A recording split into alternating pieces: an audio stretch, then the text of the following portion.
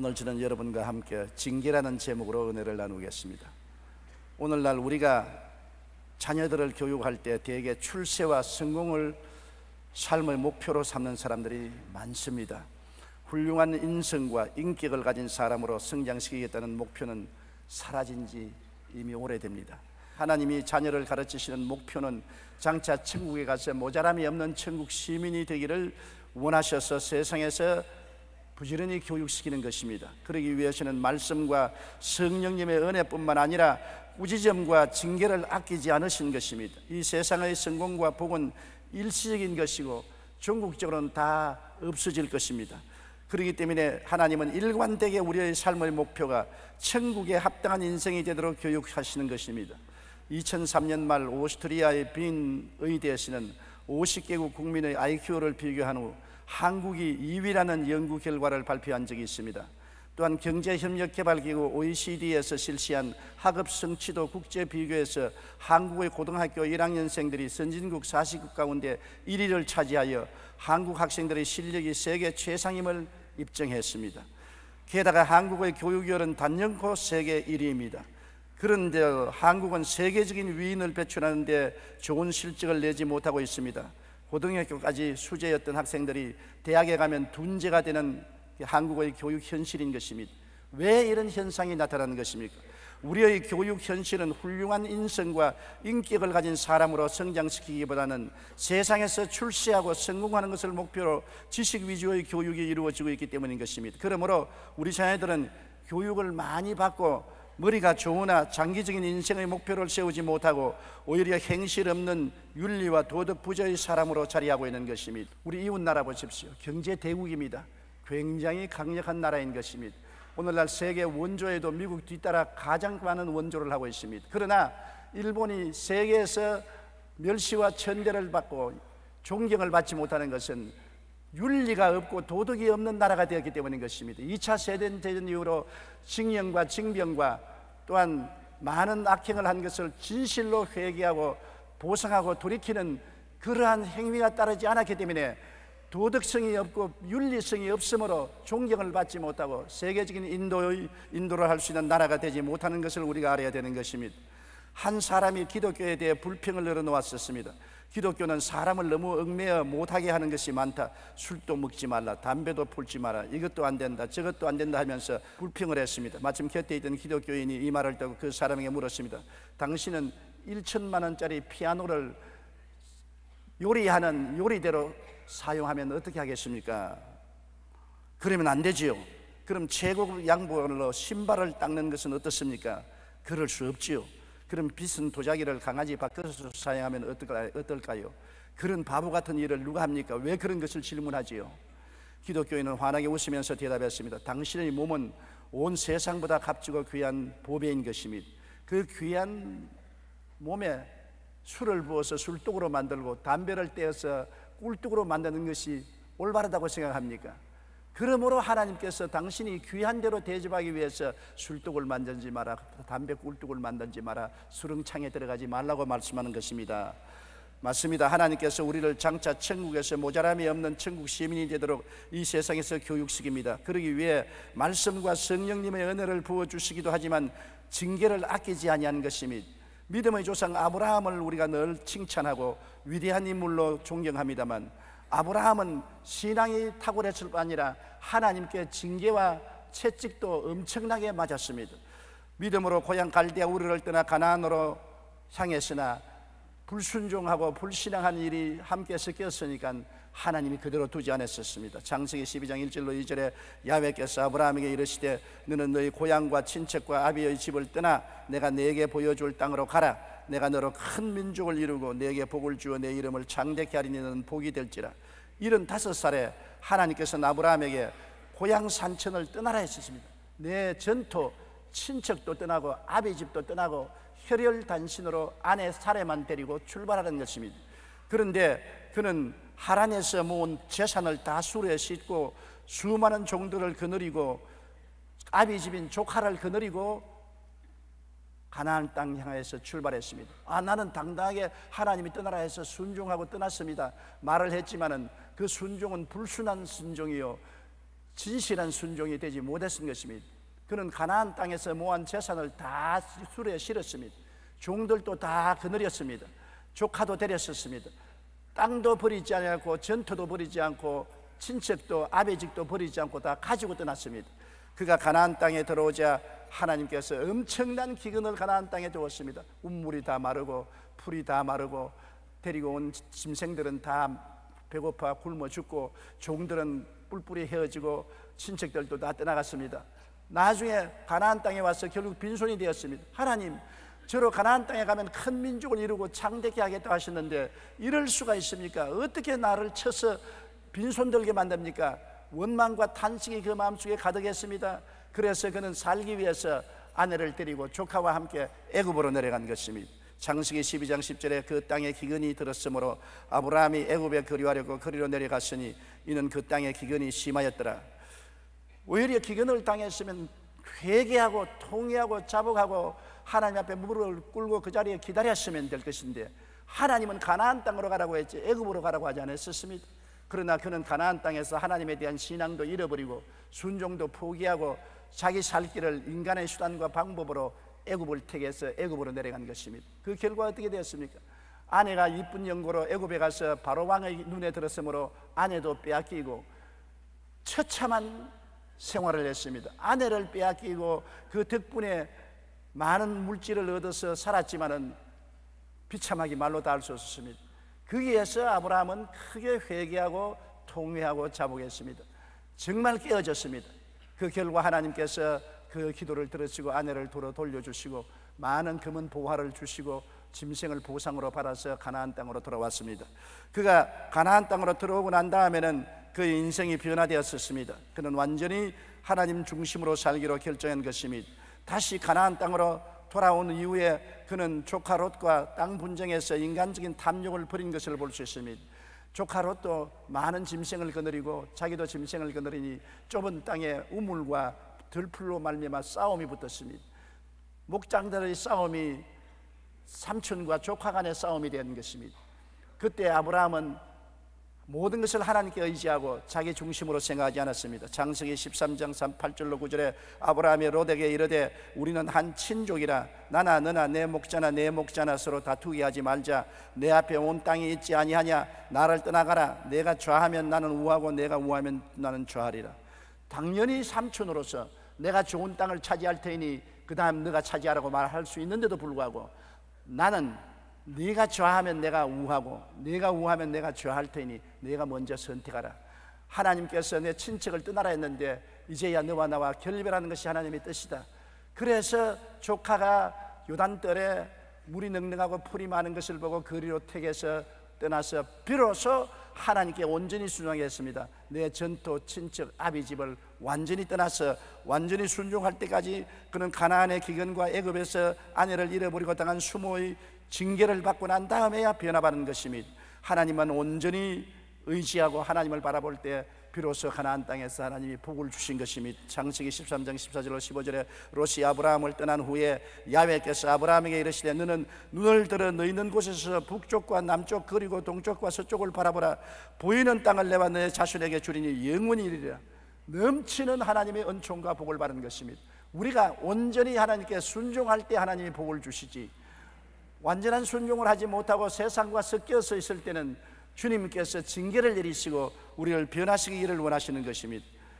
세상에서 가장 아름다운 소리를 내는 바이올린으로 알려진 것이 스트라디바리가 10대부터 93세가 될 때까지 많은 것으로 1100대밖에 없습니다. 그가 바이올린을 만들 때 엄격히 지키는 원칙이 딱 한 가지 있습니다.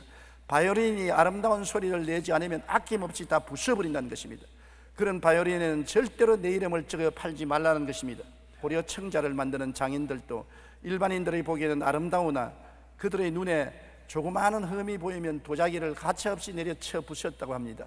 이런 장인 정신은 작은 흠집이라도 결코 용납하지 않고 최상의 것을 만들기 위한 것입니다.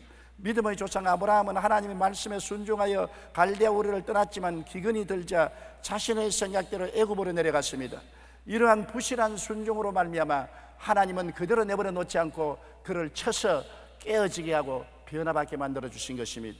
순종은 성공의 어머니요 안전의 아내입니다. 순종은 모든 문의 열쇠입니다. 그러므로 하나님께서는 우리를 순종하도록 만들기 위해서 어떠한 수단과 방법도 사용하시는 것입니다. 우리가 예수 믿으면 공짜로 은혜를 받고 복만 받는다고 생각하면 큰 오해인 것입니다. 예수 그리스도를 통해서 은혜와 복을 받는 것은 당연한 이치지만 하나님의 형상과 모양을 닮아가는 사람으로 만든다는 것을 알아야 되는 것입니다. 여러분, 조각가가 돌 안에서 자기의 형상을 보고 난 다음 돌을 찧어서 그 형상을 찾아내는 것처럼 하나님은 우리를 시험과 환난을 통할 뿐 아니라 징계를 통해서 찧어서 하나님의 형상이 이루어지도록 만드시는 것입니다. 우리 하나님의 결국 목적은 우리를 천국 시민이 되기에 부족함이 없도록 만드는 것이 하나님의 목적인 것입니다. 우리가 신앙만 좋다고 철야하고 금식하고 주여 주여 하면서도 윤리와 도덕을 저버린 행동을 하고 불의하고 부정하고 부패하면은 신앙이 아닙니다. 그거는 하나님께서 그러한 신앙은 인정하지 않습니다. 하나님은 징계에 회복할 따름인 것입니다. 우리가 정의롭고 정직하고 거룩하고 충성스러운 새 사람으로 변화되는 것이 하나님의 목적이기 때문에 그러한 목적을 두고 하나님은 우리를 징계하는 것입니다. 요한일서 2장 15절로 16절에 이 세상이나 세상에 있는 것들을 사랑하지 말라. 누구든지 세상을 사랑하면 아버지의 사랑이 그 안에 있지 아니하니 이는 세상에 있는 모든 것이 육신의 정욕과 안목의 정욕과 이생의 자랑이니 다 아버지께로 온 것이 아니요 세상으로부터 온 것이라고 말하고 있는 것입니다. 우리가 세상을 버리지 못할 때 옛사람을 그대로 입고 신앙생활을 하려고 할 때 징계할 수밖에 없습니다. 예수 그리스도를 믿고 십자가를 통하여 보혈을 통하여 죄와 용서를 받았는데도 불구하고 옛사람 그대로 술 취하고 방탕하고 허랑하고 음란하고 세속에 취해서 살면은 하나님이 그대로 내버려 놓을 리가 없는 것입니다. 우리를 사랑하시기 때문에 징계하고 채찍하시는 것입니다. 우리의 생활에 하나님의 명령이나 뜻을 분명히 알면서도 불순종할 때 하나님은 징계하는 것입니다. 요나가 하나님이 니느웨 성에 가서 외쳐 회개하지 않으면 40일 만에 니느웨 성이 망할 것이라고 하라고 하는 분명한 하나님의 뜻과 명령을 알고도 불순종하여 배를 타고 요바에서 다시스로 도망치다가 큰 풍랑을 만나서 나중에는 물에 빠져 물고기 뱃속에 들어가서 3주야를 고난 당한 것을 우리가 잘 기억하고 있는 것입니다. 불순종할 때 하나님이 우리를 징계하시는 것입니다. 이사야 1장 2절로 5절에 야훼께서 말씀하시기를 내가 자식을 양육하였거늘 그들이 나를 거역하였도다. 소는 그 임자를 알고 나귀는 그 주인의 구유를 알건만은 이스라엘은 알지 못하고 나의 백성은 깨닫지 못하는도다 하셨도다. 슬프다 범죄한 나라요 허물진 백성이요 행악의 종자요 행위가 부패한 자식이로다. 그들이 야훼를 버리며 이스라엘의 거룩하신 이를 마늘이 여겨 멀리하고 물러갔도다. 너희가 어찌하여 매를 더 맞으려고 패역을 거듭하냐고 말씀한 것입니다. 하나님이 패역하고 거역하는 사람을 매를 때리겠다고 성경은 말하고 있는 것입니다. 그뿐 아닙니다. 우리가 게으르고 열심을 버렸을 때, 첫사랑을 버렸을 때, 새 사람으로 살려고 노력하지 않을 때 하나님은 채찍을 때려서 다시 정신을 차리고 마음을 가다듬게 만들어주는 것입니다. 잠언 13장 24절에 매를 아끼는 자는 그의 자식을 미워함이라 자식을 사랑하는 자는 근실히 징계하느니라. 자식을 사랑하면 근실히 채찍을 때리고 징계를 하는 것입니다. 오늘날 우리는 자식을 사랑한다고 하면서 자식이 원하는 대로 내버려 두는 것입니다. 먹고 싶은 것 다 먹고 장크푸드를 먹어 몸이 이렇게 뚱뚱하게 만들고 시간 늦게 텔레비 보고 게임하고 나쁜 친구들과 사귀어도 부모들이 징계하지 않습니다. 그러므로 점점 폭력 사회로 변화되어 가고 있는 것입니다. 사랑은 근실하게 잘했을 때는 칭찬하고 못했을 때는 징계해야 참 사랑이 되는 것입니다. 징계의 채찍을 아끼는 자는 자녀의 영혼을 잃어버리고 마는 것입니다. 욥기 5장 17절로 18절에 볼지어다 하나님께 징계받는 자에게는 복이 있나니 그런즉 너는 전능자의 징계를 업신여기지 말지니라. 하나님은 아프게 하시다가 싸매시며 상하게 하시다가 그의 손으로 고치신다고 말씀하고 있는 것입니다. 우리 하나님은 우리의 부모가 되시기 때문에 우리를 징계하시는 것입니다. 많은 사람들이 삶의 목표를 혼돈하고 있는 것입니다. 먼저 할 건 먼저 하고 나중 할 건 나중 해야 되는 것입니다. 여러분, 오늘날 많은 가정이 왜 파괴된지 압니까? 가정에 남편이 사업한다고 집안을 정정 비우고 처자들과 대화하는 시간을 잃어버리고 맙니다. 좋은 집을 짓고 돈을 많이 벌었습니다만 가족은 잃어버리고 마는 것입니다. 혼돈인 것입니다. 아내가 남편을 먼저 섬기지 아니하고 친구들과 사귀고 놀러다니고 운동하러 다닌다고 바빠서 남편 밥상도 잘 차리지 아니하고 남편의 출입도 잘 돌보지 못하면 선우를 바뀐 것입니다. 먼저 할 건 먼저 하고 나중 할 건 나중 해야 되는 것입니다.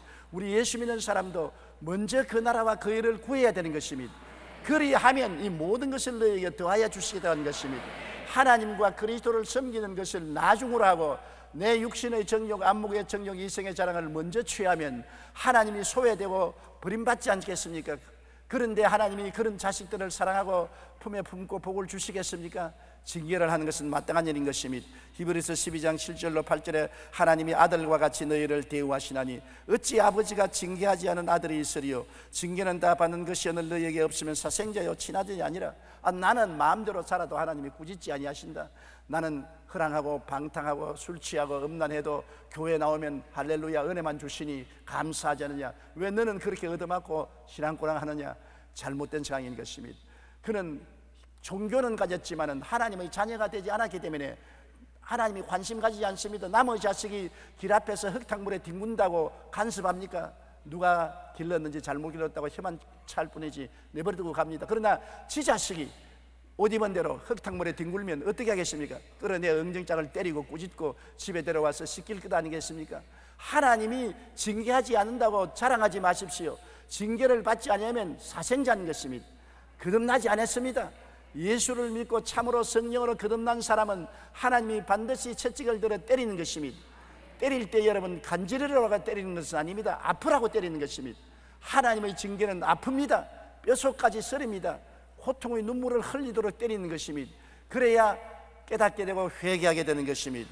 징계를 당할 때 여러분 편안하게 징계당하기를 원하시는 안 되는 것입니다. 우리는 징계를 받을 때 어떠한 태도를 가져야 될까요? 진실하게 징계를 받고 회개해야 하는 것입니다. 하나님이 때리면 회개해야 되는 것입니다. 자꾸 도망치면 점점 더 얻어맞는 것입니다. 저는 어릴 때 잘못하면 어머님이 부적갱이로 저를 때렸는데 여러 번 맞다가 보니까 점점 체험으로 지혜가 생겼어요. 도망을 치니까 부적갱이 끝에 맞으니까 몹시 아프더라고요. 때릴 때 어머니를 안고 뒹구니까 부적갱이 안으로 맞으니까 아픈 척하지만 실제로 안 아파요. 그래서 어머니를 끌어안고 아이고 내죽내고 고함을 치면 실제로 안 아프는데도 어머니는 심히 아픈 줄 알고 때리는 것을 그치는 것을 보았습니다. 그러므로 어머니가 때릴 때는 멀리 달아나지 말고 어머니를 끌어안아야 돼요. 하나님이 때릴 때는 하나님을 끌어안아야 돼요. 하나님을 떠나서 자꾸 도망치면 무지무지하게 아프고 고통스러운 징계를 받게 되는 것입니다. 잠언서 3장 11절로 12절에 내 아들아 야훼의 징계를 경히 여기지 말라. 꾸지람을 싫어하지 말라. 대저 야훼께서 그 사랑하시는 자를 징계하시기를 마치 아비가 그 기뻐하는 아들을 징계함같이 하시느니라고 말했었으며 요한계시록 3장 19절에 물은 내가 사랑하는 자를 책망하여 징계하노니 그러므로 내가 열심을 내라 회개하라고 말씀하고 있는 것입니다. 그렇기 때문에 괴로움을 당할 때 낙심하지 마십시오. 부모가 꾸짖으면 낙심해서 집안에 들어앉아 밥도 먹지 않고 문을 채워놓고 울기만 하고 있으면 징계의 목적이 달성하지 않지 않습니까?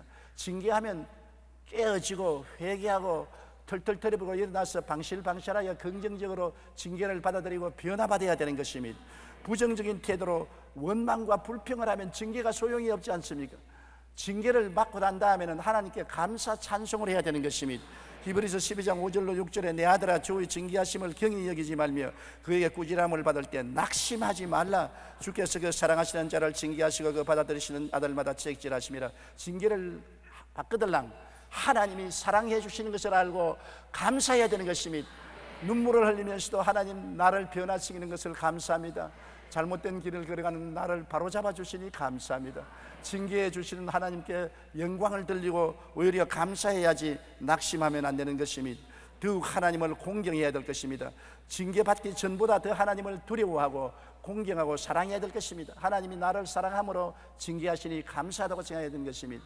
부모가 자식을 때리고 난 다음에 방에 와서 우는 부모들이 많습니다. 사랑하는 자식을 때리는 것이 부모의 마음에 좋을 리가 없는 것입니다.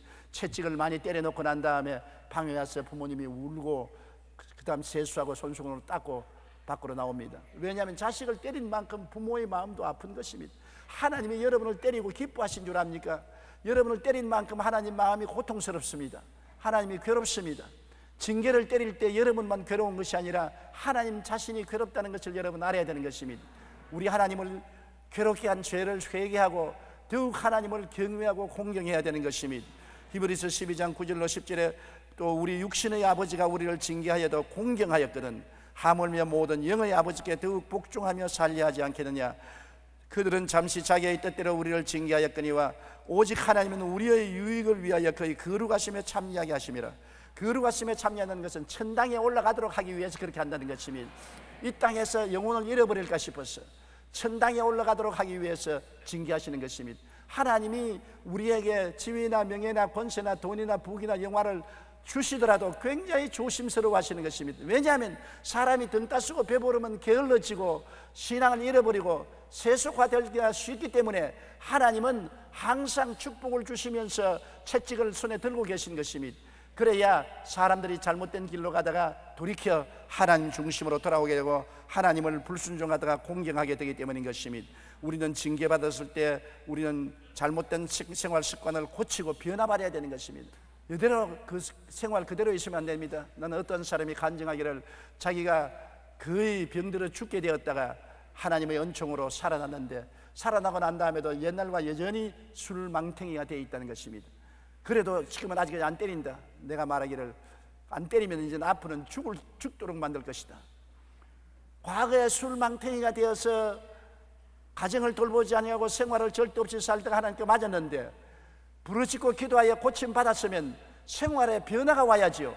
또다시 술을 먹고 정신없이 생활하면 하나님이 그 다음에는 영혼을 데려가실 수가 있는 것입니다. 잘못된 생활 습관을 고쳐야 되는 것입니다.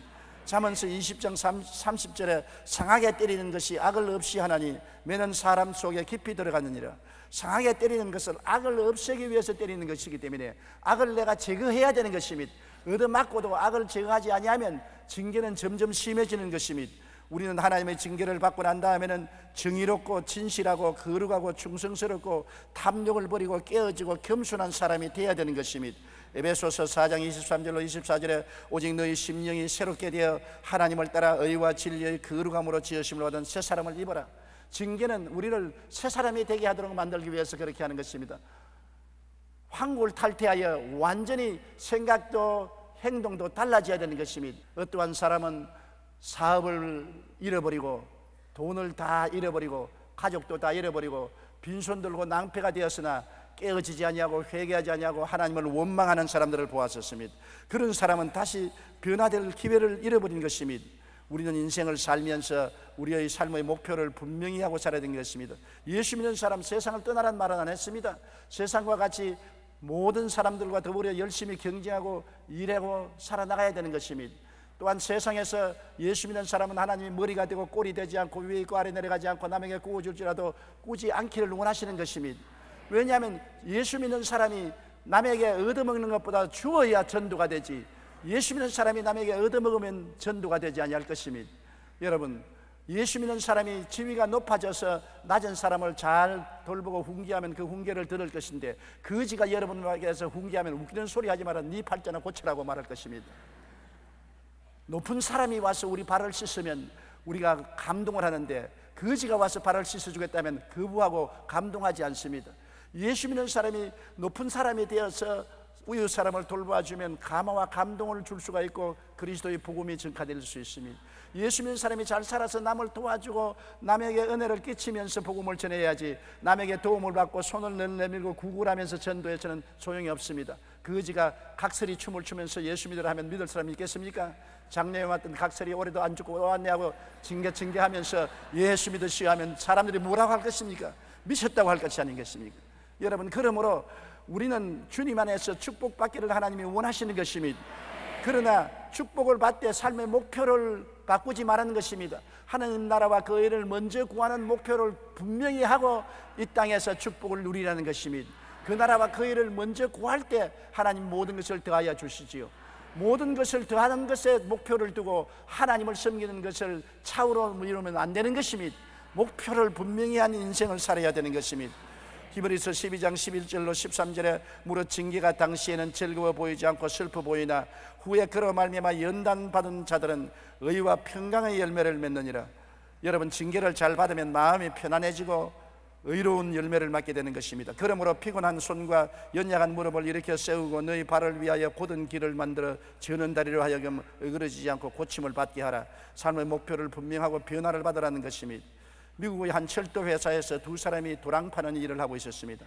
한 사람은 이 일을 시작한 지 얼마 안 되었고 또 한 사람은 수십 년 동안 도랑만 파고 있었습니다. 그런데 시작한 지 얼마 안 되는 사람이 전날 밤에 수십 년 동안 도랑 파는 일만 하던 선배가 리무진을 타고 온 회장과 저녁 식사를 하고 헤어지는 것을 보고 깜짝 놀랐습니다. 그 다음날 아침에 그에게 물었습니다. 어제 회장님이 리무진에서 내린 사람이 선배 맞습니까? 맞네. 내가 이제 회장님과 저녁을 어제 먹었다네. 이 말에 젊은 사람은 이상하게 물었습니다. 아니, 어떻게 회장님과 같이 식사를 할 수 있으셨는지요? 나이 든 선배는 이렇게 말했습니다. 회장과 나는 오랜 친구일세. 우리는 똑같이 오래전에 도랑 파는 일을 같이 시작했다네. 회장은 도랑을 팔면서도 꿈이 분명해서 꿈을 성취하기 위해서 늘 노력하고 연구하고 공부하고 애를 썼으나 나는 돈 버는 일에만 관심을 가지고 도랑 파는 데 열심히 했어. 세월이 지나가자 기회가 오는데 회장은 시험을 쳐서 승진해서 회장이 되고 나는 지금까지 도랑 파는 팔자가 되고 말았네. 여러분, 인생을 어찌 살 건지 꿈과 희망을 갖고 삶의 목표를 분명히 하는 사람이 발전하지, 삶의 희망도 목표도 없이 그냥 뜨돌이 인생을 사는 사람은 결코 성공하지 못합니다. 그 나라와 그 일을 먼저 구하며 하나님 앞에서 주어진 인생의 분명한 목표와 꿈을 가지고 살아야 되는 것입니다. 목표와 꿈이 없는 사람은 이 세상에서 늘 불평 원망만 하는 뜨돌이 인생이 되고 마는 것입니다. 징계는 슬프고 괴로운 체험입니다. 매를 즐거워할 사람은 없습니다. 그러나 징계는 우리를 자라게 하고 변화받게 하는 것입니다. 징계를 잘 받아들이고 나면 더 정의롭고 마음에 깊은 평안을 갖게 되고 하나님과 더 친밀한 사이가 되고 하나님의 거룩함에 참여할 수 있게 되는 놀라운 은총을 얻게 되는 것입니다. 세상에서 가장 아름다운 향수는 발칸 산맥의 장미에서 나오는 향수라고 합니다. 그 가운데도 가장 춥고 어두운 자정에서 새벽 2시 사이에 딴 장미에서 최고급 향수가 생산되는 것입니다. 그 이유는 장미가 바로 그런 환경 속에서 가장 강한 생명력을 발산하면서 가장 향기로운 향을 뿜어내기 때문인 것입니다. 징계는 슬프고 괴로운 체험입니다. 그러나 징계를 잘 받아들이고 나면 우리는 하나님과 친밀한 사이가 되고 하나님의 거룩함에 참여하게 되고 아름다운 하늘나라 시민이 될 수가 있는 것입니다. 그러므로 우리 인생에 징계가 없다고 자랑하지 마십시오. 크고 적은 징계가 오거든 항상 감사하고 깨어지고 회개하고 변화를 받아 하나님이 기뻐하시고 선하신 일을 따라 사는 여러분 되시기를 주님 이름으로 축원합니다. 사랑하신 우리 아버지 하나님,